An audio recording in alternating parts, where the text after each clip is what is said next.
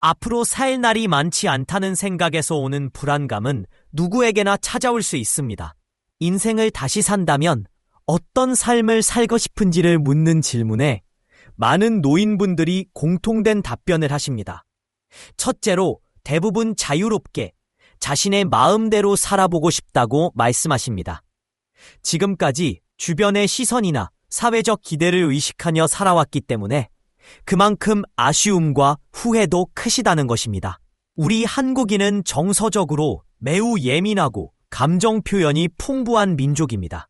연구에서도 밝혀졌듯이 작은 말 한마디나 표정 하나에도 쉽게 상처를 받고 가슴 깊이 맺힌 감정들을 안고 살아가는 경우가 많습니다. 그래서인지 인생을 다시 산다면 그때그때 마음을 풀며 살아가고 싶다고 하시죠. 남들과의 관계 속에서 쌓였던 서운함이나 미심쩍었던 일들, 마음속에 담아두었던 감정들을 그때그때 푸는 것이 얼마나 중요한지를 늦게라도 깨닫으신 듯합니다. 둘째로는 나누며 사는 것을 원하시는 분들이 많습니다. 보통 봉사라고 하면 돈을 먼저 떠올리기 마련인데요.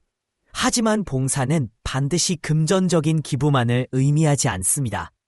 우리가 가진 재능, 시간, 경험, 혹은 따뜻한 말 한마디도 누군가에게 큰 힘이 될 수 있습니다. 특히 노년에는 봉사를 통해 얻는 기쁨이 크다고 합니다. 나눔을 실천하면서 다른 사람과 연결되고 내가 여전히 누군가에게 도움이 된다는 느낌은 삶의 활력소가 됩니다. 셋째로 많은 사람들이 후회하는 것은 젊은 시절 지나치게 욕심내거나 움켜쥐고 살았다는 점입니다. 자신이 가진 것을 모두 자기만을 위해 소비하다 보면 나이 들었을 때 마음 한켠이 허전하게 느껴질 수밖에 없습니다. 그렇기 때문에 조금씩 나누고 함께하며 살아가는 것이 진정한 행복한 노후를 위한 기름길일 수 있습니다. 또한 인생을 되돌아보면 모든 일이 항상 순탄했던 것은 아닙니다. 매일 새로운 경험을 반복하면서 습관처럼 갈등을 겪고 때로는 타인에게 과도한 간섭을 하기도 합니다. 특히 자녀와의 관계에서는 부모가 자신의 경험을 강요하는 경우가 많습니다. 그러나 부모의 과거 경험은 이미 지난 일이고 자녀는 미래를 살아갈 존재입니다. 아날로그 세대인 부모의 판단 기준을 디지털 또는 AI 시대를 살아가는 자녀에게 무조건 적용하는 것은 오히려 역효과를 낳을 수 있습니다. 노년에 접어들수록 아는 게 많다고 여기며 고집이 세지고 잔소리가 많아지는 경향이 있는데 이 모습은 스스로 경계할 필요가 있는 부분입니다. 요즘에는 손주 양육 문제로 세대 간 갈등이 생기는 경우도 많습니다. 그런 경우에는 차라리 자녀의 방식을 존중해주는 것이 커 바람직할 수 있습니다. 자녀가 일정한 습관과 가치관을 갖추기 전에는 부모의 지도가 필요하지만 어느 정도 독립적인 판단 능력을 갖춘 이후에는 자율성을 존중해주는 것이 중요합니다. 전문가들은 자녀에 대한 지나친 간섭이 모자람보다 더 해롭다고 입을 모읍니다. 이는 단지 자녀 관계뿐만 아니라 인간 관계 전반에 해당되는 이야기이기도 합니다. 나이가 든다고 해서 타인에게 과도한 관심과 간섭을 하는 습관은 오히려 불행의 씨앗이 될 수 있으니 스스로의 간섭 본능을 돌아보고 조절하는 지혜가 필요합니다. 돈에 대한 후회 역시 노년기에 가장 많이 언급되는 주제 중 하나입니다. 과거에는 절약을 미덕으로 여겨 저축에 열중하셨던 분들이 많습니다. 그런데 현대에는 소비가 미덕이라는 개념도 등장하고 있습니다. 저축은 중요하지만 동시에 현재의 삶을 즐기며 균형 잡힌 소비를 실천하는 것도 중요합니다. 들어오는 만큼 나가는 것도 조화롭게 이루어져야 삶이 윤택해지고 후회 없는 노후를 맞을 수 있습니다. 노후가 불행하다고 느끼는 사람들 중에는 무엇이든 움켜쥐고만 있던 경우가 많습니다. 그러다 보니 하고 싶었던 일을 미루다가 결국 이루지 못하고 나이 들어서는 할 수도 없게 되는 순간이 찾아옵니다. 지금부터라도 내가 좋아하는 일, 하고 싶었던 일에 조금씩 투자해보세요. 새로운 취미를 시작하거나 평소에 엄두도 내지 못했던 경험을 해보는 것도 좋습니다. 스스로에게 조금 더 관대하게 대하는 삶, 그것이 바로 행복한 노후를 여는 열쇠입니다. 우리는 종종 타인에게는 너그럽지만 자신에게는 엄격하게 대하곤 합니다. 그러나 이제는 반대로 타인에게 관대했더라면 나 자신에게도 조금은 너그러워질 필요가 있습니다. 완벽한 사람은 세상 어디에도 없습니다. 나이든 지금이라도 나 자신에게 조금 더 유연하게 대하고 스스로를 이해하고 받아들이는 자세를 가지는 것이 중요합니다. 사람과의 관계에서도 마찬가지입니다. 사람이 가까이 다가오기 위해서는 서로의 결점을 포용할 수 있는 빈틈이 있어야 합니다. 너무 완벽하고 엄격한 사람은 오히려 주변에서 멀어지기 쉽습니다. 그렇게 되면 소통이 줄어들고 외로움과 우울감이 커지기 마련입니다. 나이든 지금 나 자신을 괴롭히지 말고 조금은 유연하고 따뜻하게 대해주는 연습이 필요합니다. 90평생 동안 재미있게 사는 방법은 단순합니다. 지나간 과거에 집착하지 않고 아직 오지 않은 미래를 걱정하기보다는 오늘 이 순간을 온전히 살아내는 것입니다. 많은 노인분들이 지나간 일들을 붙잡고 놓지 않으려 하시는데요. 그렇게 되면 앞을 볼 수 없게 되고 지나가는 기회와 행운, 즐거움을 놓치게 됩니다. 반대로 아직 일어나지도 않은 일에 대한 걱정으로 시간을 낭비하는 것도 피해야 합니다. 일이 생기면 그때 그 상황에 맞게 적응하면 되는 것입니다. 성공과 실패에 대한 관점도 바꿔볼 필요가 있습니다. 성공은 자신이 원하는 목표를 이루는 것이고 실패는 그것을 이루지 못한 상태입니다. 하지만 실패 자체가 끝이 아니라 그 과정에서 배우고 성장할 수 있는 기회라는 사실을 기억해야 합니다. 우리가 노력한 발자취는 모두 우리 삶의 자양분이 되며 정상에 다다르지 못했다 하더라도 그동안 이룬 것들을 인정하고 다음 단계로 나아가는 자세가 중요합니다. 노년기에 찾아오는 우울증의 신호도 놓쳐서는 안 됩니다. 마음은 거짓말을 잘하지만 몸은 정직합니다. 작은 변화에도 나타나는 전조 증상, 예를 들어 평소 하던 일을 미루게 되거나 아침에 일찍 일어나지 못하거나 세심한 위생관리를 소홀히 하게 되는 것 등은 우리가 무심코 넘길 수 있지만 우울증의 경고 신호일 수 있습니다. 그런 증상을 느낄 때는 남 탓이나 날씨 탓으로 돌리기보다는 스스로의 마음을 직면할 용기를 가져야 합니다. 마음이 힘들 때는 주변 사람들에게 솔직히 털어놓는 것도 치유의 시작이 될 수 있습니다. 방치하면 할수록 상황은 악화되기 마련이므로 자신의 감정을 인정하고 필요한 도움을 구하는 것이 무엇보다 중요합니다. 결국 나이 든다는 것은 또 다른 삶의 단계를 맞이한다는 뜻입니다. 과거의 아쉬움과 후회 속에서 머무르기보다는 지금 이 순간을 어떻게 살 것인가에 초점을 맞추는 것이 진정한 행복한 노후를 위한 첫걸음입니다. 스스로를 이해하고 타인과 나누며 작은 기쁨을 발견하고 오늘을 충실히 살아가는 삶, 그것이야말로 인생의 마지막 페이지를 아름답게 장식하는 방법일 것입니다. 물론입니다. 아래는 요청하신 내용을 바탕으로 자연스럽게 재구성하고 문장의 흐름과 설득력을 높이면서도 원문의 의미를 그대로 유지한 한국어 버전입니다. 단어 하나하나에 감정을 담아 더 깊이 있게 다가갈 수 있도록 표현했습니다. 우리가 삶을 살아가면서 매일 자신 내면의 마음을 들여다보며 사는 사람은 많지 않습니다. 바쁘고 정신없는 일상 속에서 우리는 자주 나라는 존재를 잊고 지냅니다. 그러나 가끔은 멈춰서서 자신의 마음속 깊은 곳까지 조용히 들여다보기를 바랍니다. 자기 자신을 돌아보는 시간, 그것을 성찰이라고 합니다. 성찰하는 습관은 삶의 방향을 바로 세우는 나침반과 같습니다. 혹시 지금 우울함에 잠겨 있는 분이 계신다면 한 걸음씩 함께 걸어봅시다. 우울한 감정은 사람을 무겁게 만들고 움직일 의지를 꺾어버리기도 합니다.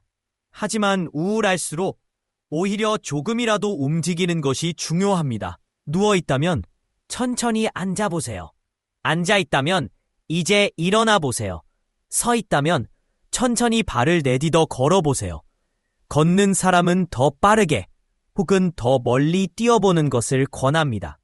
이 모든 말을 요약하자면 지금 당신이 느끼고 있는 우울한 감정에서 단 한 걸음이라도 앞으로 나서라는 것입니다. 움직임이 시작되면 마음도 따라 움직입니다. 움직이지 않으면 감정은 그 자리에 머무르고 맙니다. 움직인다는 것 자체가 이미 극복의 첫걸음입니다. 행복하다, 행복하지 않다는 것은 외부 조건이나 상황에 의해 결정되는 것이 아닙니다. 쉽게 말해, 그것은 자기 만족에서 비롯됩니다. 진짜 행복은 물질적인 것과의 비교 속에서 오지 않습니다. 비교를 멈추면 마음이 가벼워집니다. 불평과 불만이 생기는 이유도 대체로 비교에서 출발하죠. 그러니 내가 가진 것에 감사하고 만족할 줄 아는 사람이야말로 진정한 의미에서 가장 행복한 사람이라 할 수 있습니다. 그것이 바로 행복의 기준입니다. 성공과 성장은 비슷해 보이지만 본질적으로 다른 개념입니다.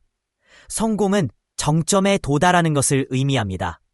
예를 들어 인생을 마라톤에 비유한다면 정상에 올라선 순간이 성공입니다. 하지만 끝이 없습니다.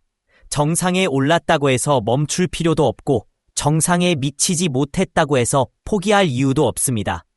내가 할 수 있는 만큼 뛰고 노력하는 그 자체가 성장입니다. 그러므로 우리는 성장의 마음을 가지고 살아야 합니다. 정점을 목표로 하면 실망도 많고 좌절도 반복됩니다.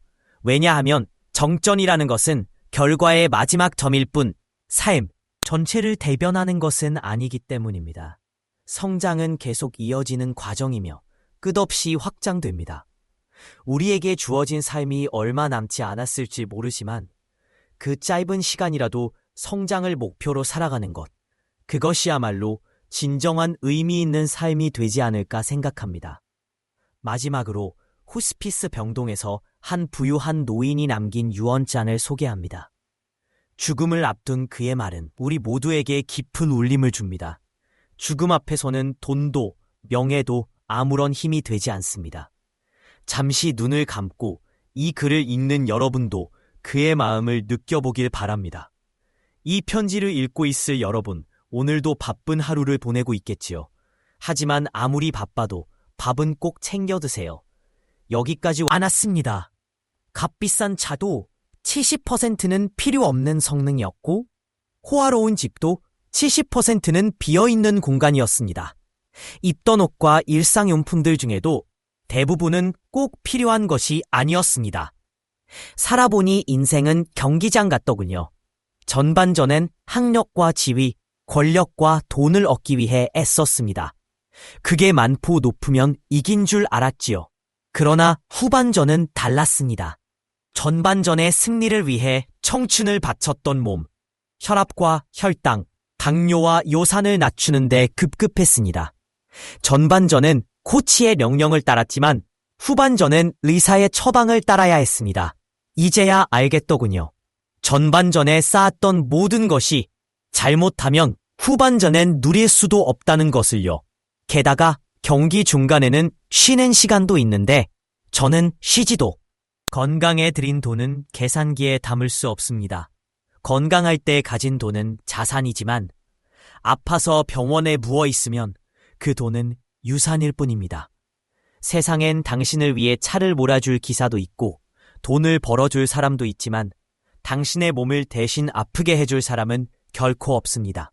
물건은 잃어도 다시 구할 수 있지만 한 번 잃으면 영영 되찾을 수 없는 건 오직 생명뿐입니다. 이렇게 와보니 돈이 무슨 소용이 있었을까 싶습니다. 내가 죽으면 호화로운 별장은 다른 사람이 살게 될 것이고 고급차 열쇠는 또 다른 손으로 넘어갈 겁니다. 많은 재물을 탐했던 욕심은 나를 단지 탐욕스러운 늙은이로 만들어버렸습니다. 건강에 들인 돈은 계산기에 담을 수 없습니다. 건강할 때 가진 돈은 자산이지만 아파서 병원에 누워 있으면 그 돈은 유산일 뿐입니다. 세상엔 당신을 위해 차를 몰아줄 기사도 있고 돈을 벌어줄 사람도 있지만 당신의 몸을 대신 아프게 해줄 사람은 결코 없습니다. 물건은 잃어도 다시 구할 수 있지만 한 번 잃으면 영영 되찾을 수 없는 건 오직 생명뿐입니다. 이렇게 와보니 돈이 무슨 소용이 있었을까 싶습니다. 내가 죽으면 호화로운 별장은 다른 사람이 살게 될 것이고 고급차 열쇠는 또 다른 손으로 넘어갈 겁니다. 많은 재물을 탐했던 욕심은 나를 단지 탐욕스러운 늙은이로 만들어버렸습니다. 기원합니다. 누구보다 먼저 웃고 많이 웃는 행복한 날들로 가득 채우시길 바랍니다. 이상으로 시니어를 위한 모든 것, 시니어 연구소였습니다. 진정한 나 자신을 추구하는 삶은 때때로 주변의 기대나 사회적 틀에 얽매여 쉽게 실현되지 않는다. 많은 사람들이 타인의 시선을 의식하거나 실패에 대한 두려움 때문에 진짜 원하는 길을 포기하기 일쑤다. 그러나 진정한 성장과 만족은 오직 자신이 믿는 가치와 목표를 따를 때 비로소 찾아온다. 자신의 내면을 들여다보고 무엇이 진짜로 중요한지를 깊이 성찰하는 자세가 필요하다. 마음가짐, 즉 마인드셋이 중요한 이유는 그것이 우리의 행동 방식과 미래를 결정짓기 때문이다. 긍정적이며 도전적인 사고방식은 어려움 속에서도 흔들리지 않고 앞으로 나아갈 수 있는 힘을 준다. 반면 소극적이고 두려움에 떠는 마음은 기원합니다. 누구보다 먼저 웃고 많이 있는 행복한 날들로 가득 채우시길 바랍니다. 이상으로 시니어를 위한 모든 것, 시니어 연구소였습니다. 진정한 나 자신을 추구하는 삶은 때때로 주변의 기대나 사회적 틀에 얽매여 쉽게 실현되지 않는다. 많은 사람들이 타인의 시선을 의식하거나 실패에 대한 두려움 때문에 진짜 원하는 길을 포기하기 일쑤다. 그러나 진정한 성장과 만족은 오직 자신이 믿는 가치와 목표를 따를 때 비로소 찾아온다. 자신의 내면을 들여다보고 무엇이 진짜로 중요한지를 깊이 성찰하는 자세가 필요하다. 마음가짐, 즉 마인드셋이 중요한 이유는 그것이 우리의 행동 방식과 미래를 결정짓기 때문이다. 긍정적이며 도전적인 사고방식은 어려움 속에서도 기회조차도 위협으로 받아들이게 만든다. 따라서 지금 이 순간에도 스스로에게 긍정적인 메시지를 주입하고 변화를 두려워하지 않는 태도를 연습해야 한다. 미래는 멀리 있는 것이 아니라 바로 오늘, 지금의 선택과 행동에서부터 만들어진다. 언제가가 아닌 지금이라는 시간 안에 우리가 해야 할 일은 이미 존재한다. 계획만 세우고 시행하지 않으면 아무것도 변하지 않는다. 작게 시작하더라도 꾸준히 움직인다면 분명히 다른 결과가 나타날 것이다. 실패를 두려워하는 마음은 누구에게나 있다. 하지만 실패란 단지 성공으로 가는 과정 중 하나일 뿐이며 오히려 가장 효과적인 학습 방법이 되기도 한다. 누군가의 기대에 맞추어 살아가는 대신 자신의 신념에 따라 도전하며 배우고 성장하는 삶이 진정한 의미를 담고 있다. 당신이 진심으로 원하고 믿는 길이라면 그 여정 자체만으로도 이미 가치 있는 삶이 되는 것이다.